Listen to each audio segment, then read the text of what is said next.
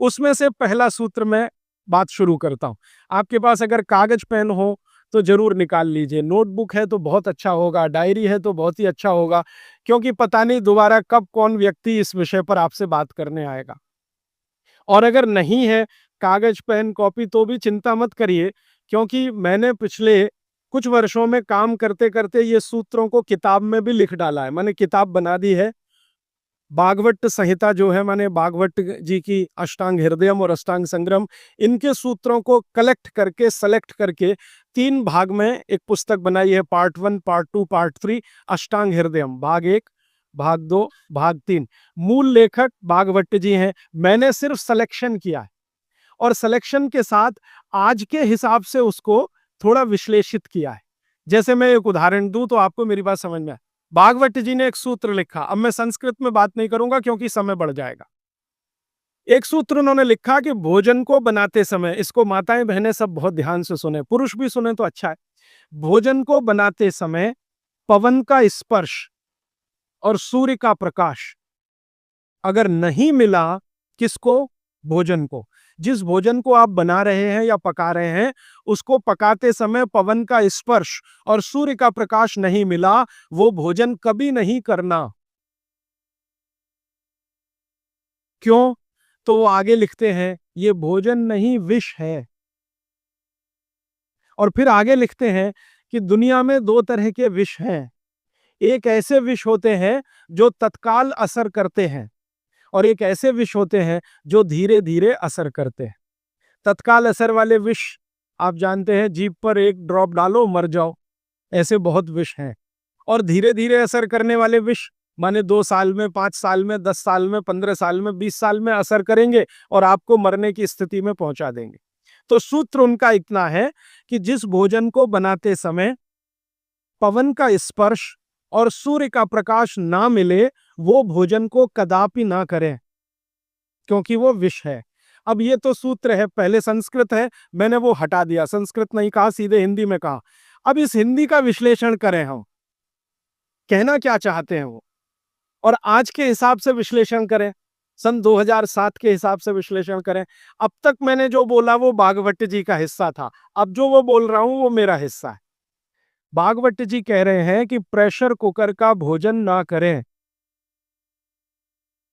क्योंकि pressure cooker एक ऐसी तकनीक है जिसमें भोजन बनाते समय ना तो सूर्य का प्रकाश जा सकता है, ना पवन का स्पर्श उसको मिलेगा। प्रेशर कुकर से जो भी है वो हवा बाहर तो आ सकती है, बाहर की हवा अंदर जाने की उसमें कोई डिवाइस नहीं है, कोई रास्ता नहीं। सूर्य का प्रकाश उसमें अंदर जाए ऐसी कोई टेक्नोलॉजी उसमें डेवलप नहीं हुई है। तो भागवत जी ने 3500 साल पहले कहा, शायद उनको ये अंतर चेतना में आ गया होगा कि ये कभी ना कभी आदमी प्रेशर कुकर बना ही लेगा। ये मैंने मजाक में कहा, लेकिन आज के हिसाब से आपको समझ में आए इसके लिए। तो वो ये कहते हैं कि प्रेशर कुकर का भोजन ना करें, माने हमारे घर में एक प्रेशर कुकर है जिस पर भागवत जी का सिद्धांत लागू नहीं होता। माने सिद्धांत ऐसे लागू नहीं होता कि हम उसका खाना खाएं, ना खाएं, वो विष है। फिर मैंने वैज्ञानिकों से बात की कि ये प्रेशर कुकर का भोजन विष है, ऐसा भागवत जी कहते हैं, आपका क्या कहना है? तो हमारे देश में CDRI नाम की एक बड़ी लेबोरेटरी है, सेंट्रल ड्रग रिसर्च इंस्टीट्यूट। वहां के 2 साइंटिस्टों ने कहा कि यार काम तो हमने करके देखा है, बात सही है भागवत जी।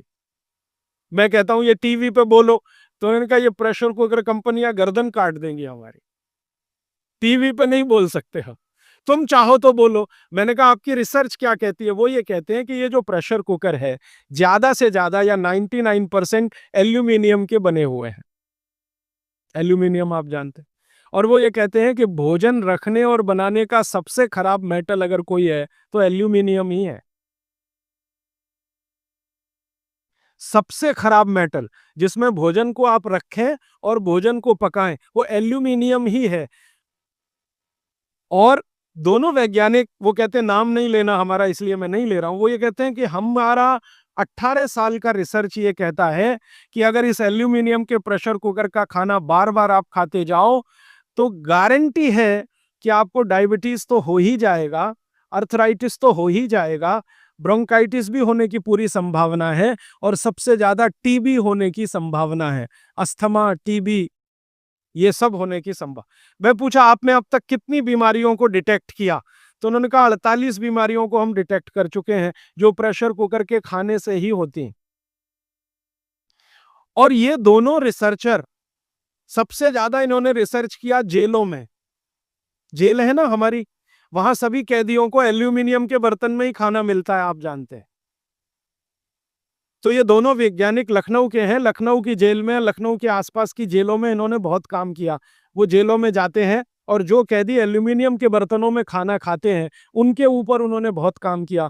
और उन्होंने कहा सबका जीवन कम होता है और जीवन की शक्ति कम होती है, प्रतिकारक शक्ति कम होती है और रोग बहुत जल्दी उनको आते हैं। बाद में मैंने एक छोटा-सा काम इसमें ऐड किया। वो वैज्ञानिकों से रिपोर्ट लेने के बाद मैंने ये तय किया कि पता करो कि ये एल्यूमीनियम कब से आया, क्योंकि ये ज़्यादा पुरानी चीज़ नहीं है। तो पता चला 100 सवा 100 साल पहले आया। 100 सवा 100 साल पहले अंग्रेजों की सरकार थी। अंग्रेजों की सरकार के वैज्ञानिकों ने एल्यूमीनियम को हिंदुस्तान में इंट्रोड्यूस कराया। और आपको सुनकर हैरानी होगी कि अंग्रेजों की सरकार का जो पहला नोटिफिकेशन आया एल्यूमीनियम के बर्तन बनाने का, वो जेल के कैदियों के लिए ही आया। और उनका ये तय हुआ था कि जेल के कैदियों को एल्यूमीनियम के बर्तनों में ही भोजन दिया जाए, क्योंकि ये सब भारत के क्रांतिकारी हैं और अंग्रेजों को इन्हें मारना है। उस जमाने में आप जानते हैं जेल में कोई भी होता था तो वो क्रांतिकारी होता था। भगत सिंह हो या ऊधम सिंह, चंद्रशेखर हो या अशफाक उल्लाह, राजेंद्र नाथ लाहिड़ी हो या ठाकुर रोशन सिंह, ये सब तो क्रांतिकारी थे जो जेलों में जाया करते थे अंग्रेजों के जमाने। इनको जानबूझकर एल्यूमिनियम के बर्तन में ही खाना देना है ताकि ये जल्दी मरे या मरने की स्थिति में आ जाए। तो समझबूझकर अंग्रेजों की सरकार ने एल्यूमिनियम के बर्तन इस देश में इंट्रोड्यूस किए। अब परिणाम क्या हुआ? अंग्रेज तो चले गए, लेकिन जेलों में आज भी ये नियम चल रहा है कि भोजन एल्यूमिनियम के बर्तनों में ही दिया जाएगा। अंग्रेज चले गए, फिर भी ये काम चल रहा है। और अब मुश्किल ये हो गई है कि वो जेलों से हमारे घर में आ गया और हमारे घरों से ज्यादा गरीबों के घर में आ गया। ज्यादा गरीब लोगों के भोजन तो सारे एल्यूमिनियम के बर्तनों में ही बन रहे हैं और वो बेचारे बिना जाने बूझे ट्यूबरकुलोसिस और अस्थमा जैसी बीमारियों के शिकार हो रहे हैं। तो भागवत जी का सूत्र तो बहुत सरल है, सिंपल है कि जो भोजन को बनाते समय सूर्य का प्रकाश या पवन का स्पर्श ना मिले, वो भोजन कभी नहीं करना। मैंने उदाहरण के लिए आपको समझा दिया कि प्रेशर कुकर का भोजन नहीं करना, क्योंकि ये जहर है। एक और चीज है अपने घर में, रेफ्रिजरेटर। रेफ्रिजरेटर भी एक ऐसी वस्तु है, एक ऐसी डिवाइस है, एक ऐसी टेक्नोलॉजी है जिसमें सूर्य का प्रकाश नहीं जा सकता, पवन का स्पर्श भी नहीं हो सकता। और एक तीसरी चीज है अपने घर में, माइक्रोवेव ओवन। इसमें भी सूर्य का प्रकाश नहीं जा सकता, पवन का स्पर्श नहीं हो सकता। मतलब सीधा सा ये है कि आधुनिक तकनीकी से बनी हुई चीजें जो हमारे घरों में आई है पिछले 15-20 वर्षों में, भागवत जी के अनुसार इनमें रखा हुआ पकाया हुआ भोजन विष है, तो ना करें। नहीं तो क्या होगा? आप कहेंगे जी हम तो करेंगे, हम तो छोड़ नहीं सकते प्रेशर कुकर को, हम तो छोड़ नहीं सकते रेफ्रिजरेटर को, हम तो छोड़ नहीं सकते माइक्रोवेव ओवन को, क्योंकि इसमें भोजन से समय बचता है। मेरा बहुत सारी माताओं और बहनों से तर्क हुआ है, वो ये कहते हैं कुकर में खाना बनाने से समय बचता है। तो मैं उनसे पूछता हूँ ठीक है समय बचता है, तो बचे हुए समय का क्या करती हैं?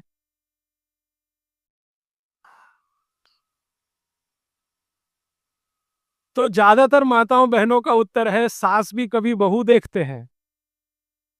इधर प्रेशर कुकर में खाना बना के समय बचा, फिर हमने टीवी के सामने वो समय इन्वेस्ट कर दिया, तो नेट रिजल्ट क्या?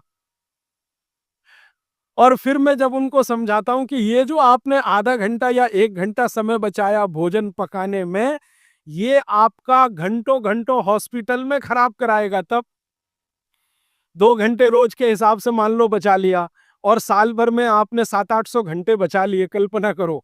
फिर एक दिन हॉस्पिटल में भर्ती हो गए और 2-4 महीने वहां निकल गया, नेट रिजल्ट क्या? वही शून्य का शून्य। तो ये एक सूत्र है जिस पर मैं आपसे बात कर रहा हूं कि भोजन को बनाते समय, पकाते समय कोई ऐसी वस्तु जहां सूर्य का प्रकाश ना जाता हो, पवन का स्पर्श ना होता हो, वो ना करें। अब इसमें विश्लेषण की जरूरत है। भागवती जी तो लिख के चले गए, अब ये क्यों का जवाब हमें ढूंढना है, और इसमें जरूरत हो तो आधुनिक विज्ञान की मदद भी लेनी है। मॉडर्न साइंस ने कुछ लॉजिक डेवलप किए हैं, कुछ ऑब्जर्वेशंस उन्होंने दिए हैं, तो उनकी मदद से ये क्यों ना करें, क्या कारण है, यहां से अब बात मैं शुरू करता हूं। आधुनिक विज्ञान क्या कहता है प्रेशर कुकर के बारे में, ये जाने। प्रेशर कुकर एक ऐसी टेक्नोलॉजी है जो खाने को जल्दी पकाती है, ये है सीधा सा मतलब।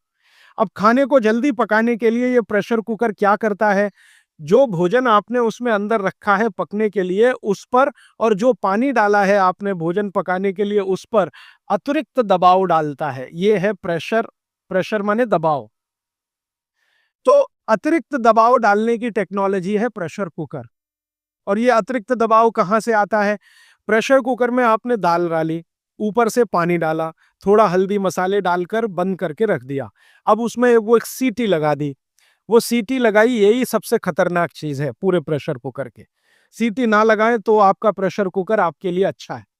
सीटी लगाते ही क्या करता है, पानी गर्म होगा। आप जानते हैं पानी गर्म होने से वाष्पीकरण शुरू होता है, वेपराइजेशन शुरू होता है। तो पानी की वाष्प प्रेशर कुकर में चारों तरफ इकट्ठी हुई, वो वाष्प जो है ना, वो दबाव डालती है। किस पर? दाल पर, चावल पर, सब्जी पर। ये दबाव डाल के होता क्या है, दाल, एक कल्पना करिए, अरहर की दाल, थोड़ी देर के लिए कल्पना, अरहर की दाल के छोटे छोटे टुकड़े, एक दाल को तोड़कर दो टुकड़े, जिसको द्विदल कहते हैं। जैन समाज के लोग तुरंत समझ में आ जाएंगे। द्विदल, चने की दाल, अरहर की दाल, ये सब द्विदल है। इसको तोड़कर आपने दाल बनाई है। अब ये दाल पानी में पड़ी है, नीचे से गर्म और ऊपर से भाप का दबाव, तो ये दाल जो है ना फट जाती है। फटना समझते हैं? वो दरकना शुरू हो जाता है। उसके अंदर के जो मॉलिक्यूल हैं, दाल के अंदर जो अणु हैं, वो अणु एक दूसरे को जो जकड़ कर बैठे हुए हैं, ये पानी का प्रेशर उन अणुओं को तोड़ता है और दाल दरकना शुरू होती है। वो दाल दरक जाती है और पानी इतना गर्म होता है तो उबल जाती है, पकती नहीं है, उबलती है।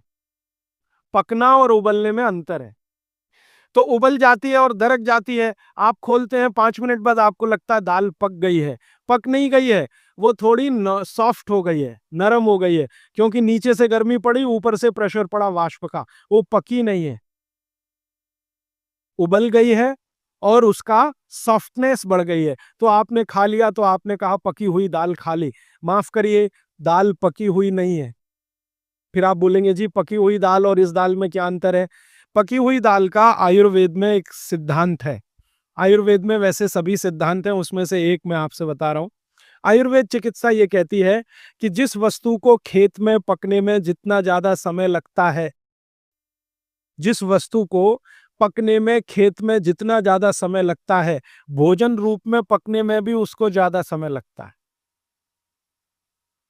अब अरहर की दाल की बात करें, आप में से थोड़ा भी गांव से जुड़ा हुआ कोई व्यक्ति होगा तो आप जानते हैं अरहर की दाल को खेत में पकने में कम से कम 7 से 8 महीने लगता है।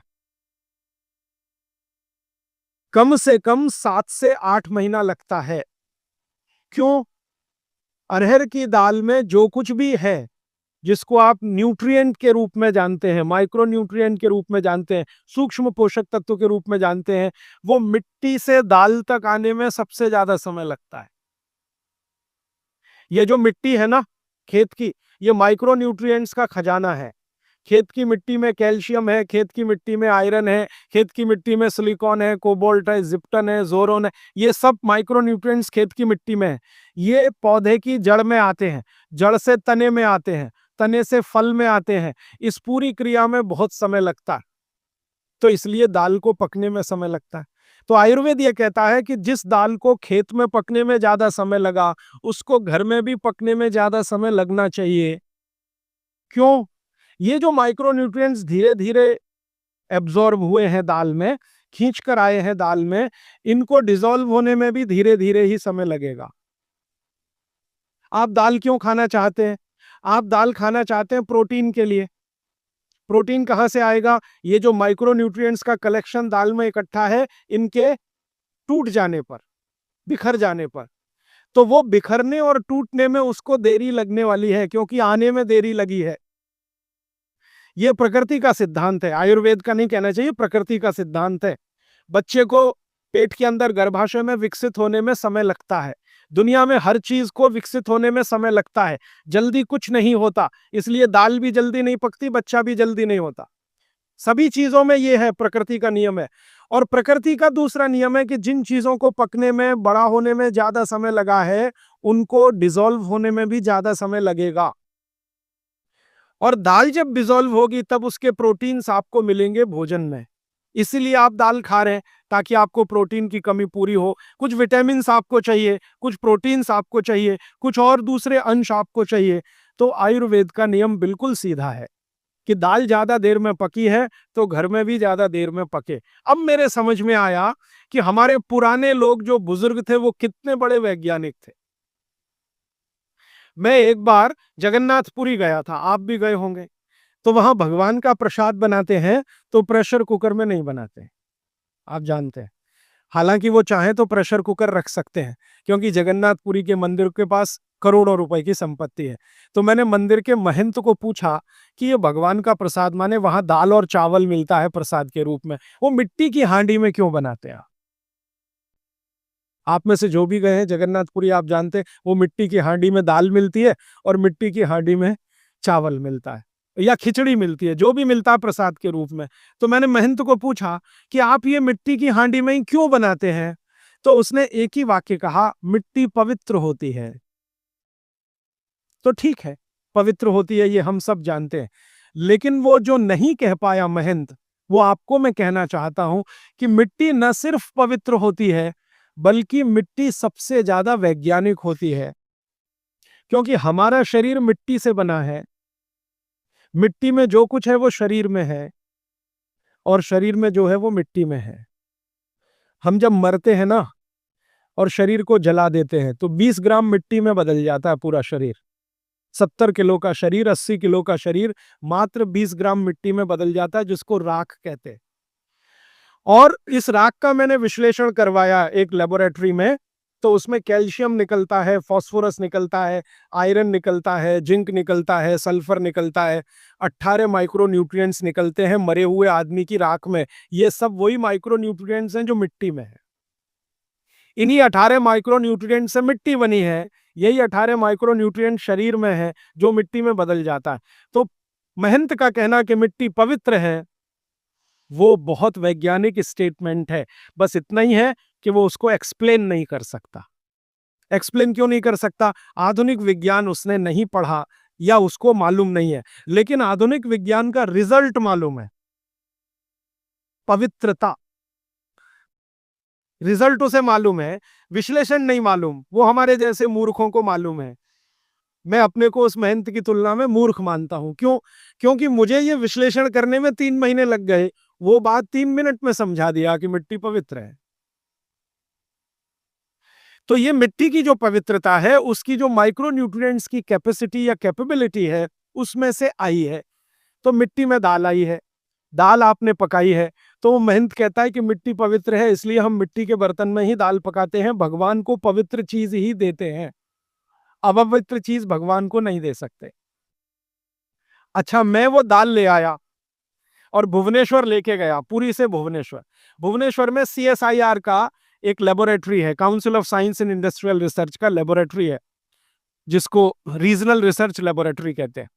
तो वहां ले गया, कुछ वैज्ञानिकों से कहा ये दाल है, उन्होंने कहा हाँ हाँ ये पुरी की दाल है। मैंने कहा इसका विश्लेषण करना है, इस दाल में क्या है। तो उनका यार ये तो बड़ा मुश्किल काम है, 6-8 महीने लगेगा। मैंने कहा ठीक है, फिर भी। तो उन्होंने कहा हमारे पास पूरे इंस्ट्रूमेंट नहीं है, हमारे पास जो जो चाहिए वो नहीं है, आप दिल्ली ले जाओ तो बेहतर है।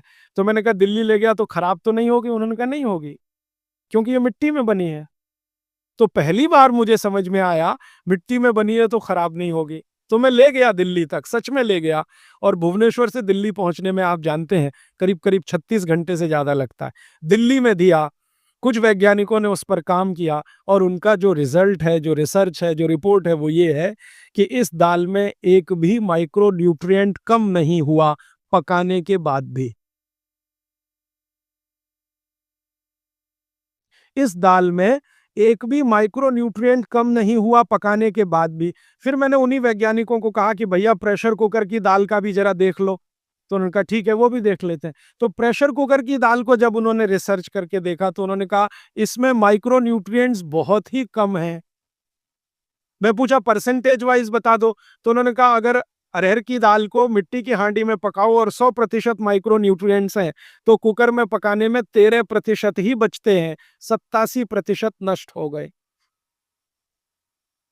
मैं पूछा कैसे नष्ट हुए, तो उन्होंने कहा ये जो प्रेशर पड़ा है ऊपर से और इसने दाल को पकने नहीं दिया, तोड़ दिया, मॉलिक्यूल्स टूट गए हैं, तो दाल तो बिखर गई है, पकी नहीं है, बिखर गई है, सॉफ्ट हो गई है।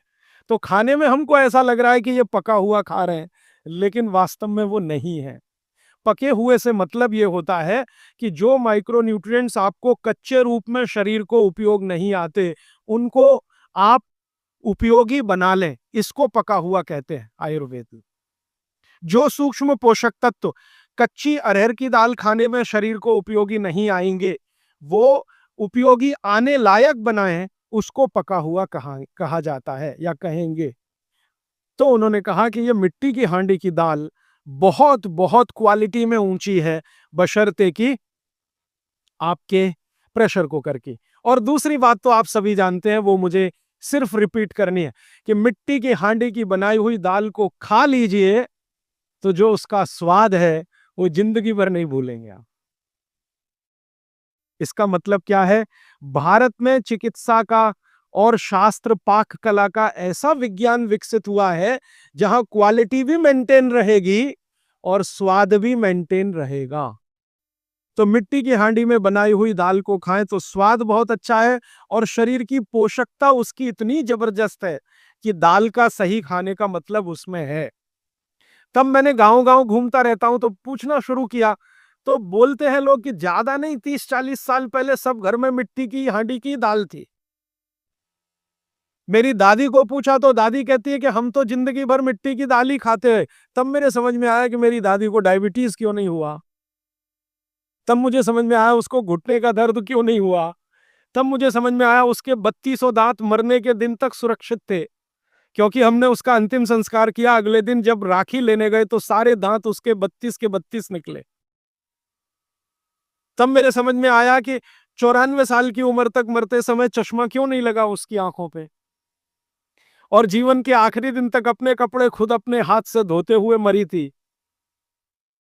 ये कारण है कि शरीर को आवश्यक माइक्रो न्यूट्रिएंट्स की पूर्ति अगर नियमित रूप से होती रहे तो आपका शरीर ज्यादा दिनों तक बिना किसी दूसरे की मदद के काम करता है।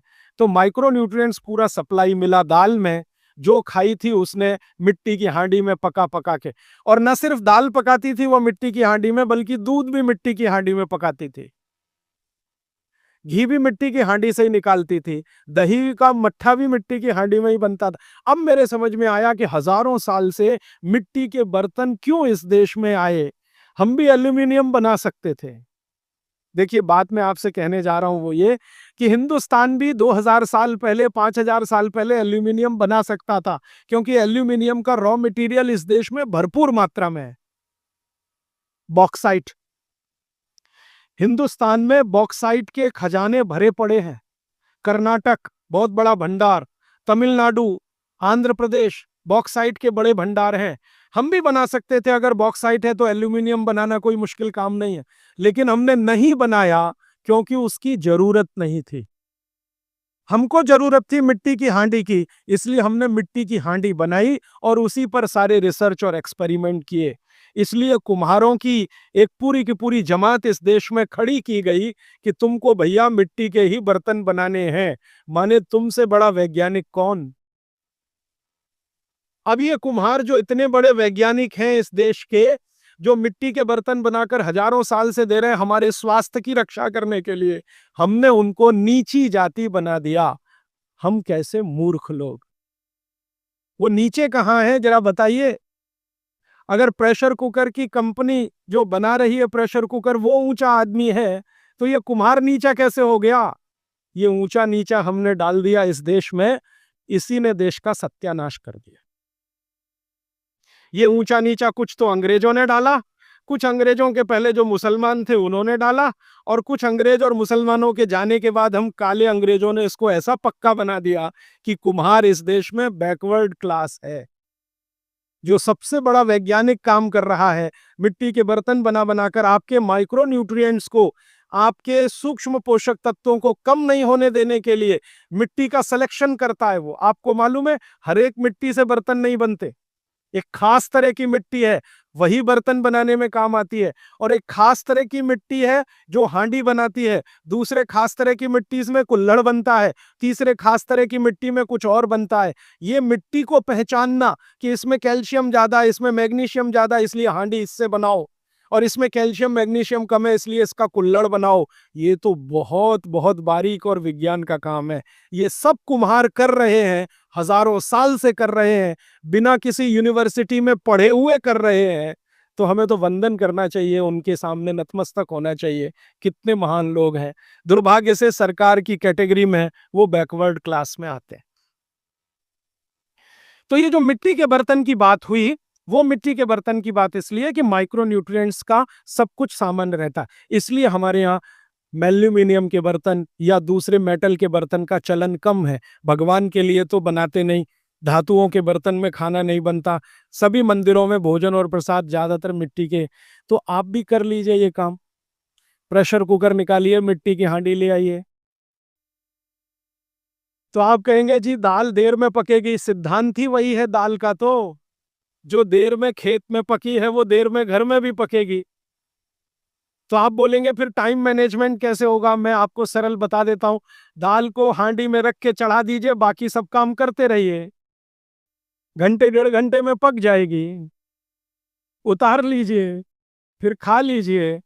घंटे डेढ़ घंटे में आपके झाड़ू पोछा, दूसरे बर्तन साफ करना, कपड़े साफ करना, या जो भी काम करना है, पढ़ना लिखना, बच्चों को पढ़ाना, वो करते रहिए, वो दाल पकती रहेगी। ये है भागवत जी का सूत्र कि ऐसा भोजन नहीं करना जो बनाते समय, पकाते समय सूर्य के प्रकाश से वंचित हो और पवन के स्पर्श से वंचित हो। यह तभी संभव है जब आप खुले बर्तन में खाना बनाएं, तो पवन भी अंदर आए और सूर्य का प्रकाश की किरणें भी अंदर आए खुले बर्तन में। और वो खुला बर्तन सबसे अच्छा मिट्टी का हांडी। आप कहें जी मिट्टी की हांडी के बाद अगर कोई चीज है तो हमारे यहाँ एक मेटल बनता है जिसको आप लोग कहते हैं एलॉय है, कांसा। कांसा आपने सुना है, शायद देखा भी हो किसी के घर। तो दूसरा सबसे अच्छा माना जाता है कांसा, तीसरा सबसे अच्छा माना जाता है पीतल। अब ये कांसे और पीतल में भी हमने काम कर लिया कि अरहर की दाल को कांसे के बर्तन में पकाएं तो उसके सिर्फ 3% माइक्रो न्यूट्रिएंट कम होते हैं, 97% मेंटेन रहते हैं। पीतल के भगोने में पकाएं तो 7% कम होते हैं, 93% बचे रहते हैं। लेकिन प्रेशर कुकर में बनाएं तो सिर्फ 7% बचते हैं, बाकी खत्म होते हैं। अब आप तय कर लीजिए, आपको लाइफ में क्वालिटी चाहिए तो आपको मिट्टी की हांडी की तरफ ही जाना पड़ेगा। क्वालिटी ऑफ लाइफ की अगर बात आप करेंगे, माने जो खा रहे हैं वो पूरे शरीर में पोषकता दे, ये लाइफ की क्वालिटी की बात आप करेंगे, तो मिट्टी की हांडी की तरफ ही जाना पड़ेगा। माने भारत की तरफ वापस लौटना पड़ेगा, इंडिया से। अभी हम हैं इंडिया में, जो बनाया अंग्रेजों ने या बना दिया अमरीकियों ने। इस इंडिया से निकल के भारत की यात्रा करनी पड़ेगी। और मैंने पिछले 1-2 वर्षों में ये बातें गांव-गांव में कहना शुरू किया है, तो इसका परिणाम पता है क्या? कि कुम्हारों की इज्जत बढ़ गई है गांव में। गांव वाले समझते हैं कि ये तो कोई बड़ा काम कर रहे हैं हमारे लिए। और मैं मानता हूं कि मेरे व्याख्यान की अगर कोई सार्थकता है तो वो ये कि कुम्हारों की इज्जत इतनी बढ़ जाए कि वो पंडितों के बराबर आ जाए, क्योंकि वो किसी से नीचे नहीं है, क्योंकि वो किसी से छोटे नहीं है। भले वो मिट्टी के बर्तन बना रहे हैं, बहुत वैज्ञानिक काम वो कर रहे हैं। और मजे की बात कि वो हांडी बना के आपको 20-25 रुपए में ही दे रहे हैं, प्रेशर कुकर तो 250-300 रुपए का है। और सबसे मजे की बात कि ये हांडी जब खत्म होगी माने इसकी लाइफ पूरी हो जाएगी, तो ये हांडी फिर मिट्टी में मिल जाएगी और फिर वही मिट्टी से हांडी बन जाएगी। दुनिया में ऐसी कोई वस्तु नहीं है। प्रेशर कुकर के बारे में तो नहीं कह सकते आप, बायोडिग्रेडेबल है। तो आप कोशिश करें अपने घर में थोड़ा परिवर्तन करें। अब मैं आखिरी बात जो आज की कह रहा हूं वो ये, मैंने पिछले 2 वर्षों में मैं होम्योपैथी की भी चिकित्सा करता हूं। तो बहुत सारे पेशेंट मुझे फ़ोन करते हैं, राजीव भाई ये। तो मैंने कुछ पेशेंट को ख़ास कर कहा कि देखो भैया, आपको मैं कोई दवा नहीं दूँगा। तो कहने लगे फिर बीमारी कैसे ठीक होगी? मैंने कहा एक ही काम करो, मिट्टी की दाल खाना शुरू करो। मिट्टी की हांडी में रखी हुई दाल खाना शुरू करो। चावल खाना है तो मिट्टी की हांडी का। कहने लगे राजीव भाई कौन करेगा ये सब? मैंने कहा आपकी बीवी करेगी या आप करोगे? अगर ज़िंदगी चाहिए तो झक मार के आप करोगे, नहीं तो अमेरिका जाओ, कनाडा जाओ, जर्मनी जाओ, लाखों रुपए खर्च करो, फिर भी झक मार के वापस आओ। डॉक्टर कहेगा इलाज नहीं है। तो आप देख लो, तो जो गंभीर मरीज हैं, वो आप जानते हैं वो कुछ भी करेंगे जो आप कहेंगे। तो मेरे पास कुछ डायबिटीज के क्रोनिक पेशेंट हैं, बहुत क्रोनिक, जिनका यूनिट शुगर यूनिट 480 के ऊपर है। ऐसे 100 से ज्यादा पेशेंट, कुछ गुजरात में है, कुछ राजस्थान में और कुछ बंबई में। मैंने उनको कहा ध्यान से मिट्टी का बर्तन ले आओ और शुरू करो।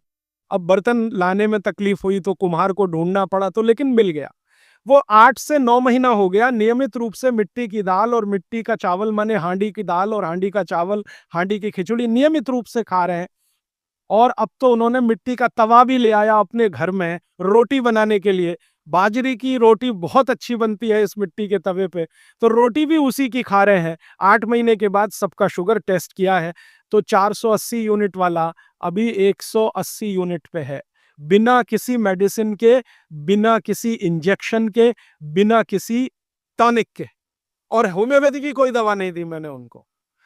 कुछ लोगों को ज्यादा परेशान थे, दवा भी दो, उनको प्लेसिबो दे दिया। प्लेसिबो समझते हैं? खाली गोली, दवा नहीं डाली। तो पेशेंट को लग रहा है कि मैं दवा खा रहा हूँ, दवा खा के अच्छा हो रहा हूँ। मुझे मालूम है कि वो कोई दवा नहीं है, वो प्लेसिबो है, वो अच्छा हो रहा है उस मिट्टी की दाल खा के, मिट्टी का चावल खा के, मिट्टी की खिचड़ी खा के। रिजल्ट ये है।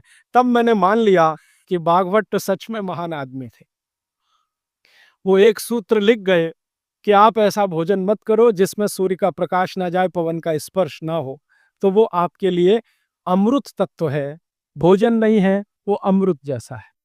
ये एक सूत्र पूरा होता है